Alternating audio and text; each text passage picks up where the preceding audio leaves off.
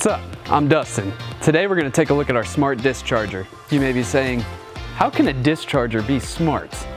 Well, we're going to show you. So the discharger works in conjunction with BMS sensors. We're going to go ahead and put a sensor on every single cell. So we have our BMS system hooked up. They're going to send a reading to the laptop every 3 minutes. So we're going to get our first reading, wait for 3 minutes, boom, another reading. Wait for 3 minutes, boom, another reading. Discharge is set to not go below 40.8 volts, and I also have an alarm set to not go below 1.5 per cell. Now I'm going to click start, and we're going to come back when it's all finished.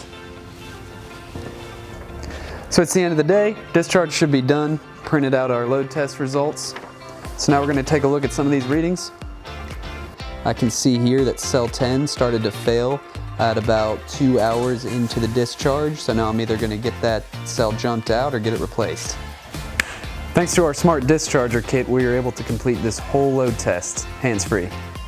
Call Flight Systems Industrial Products if you'd like to learn more. I'm Dustin Love, and thanks for watching.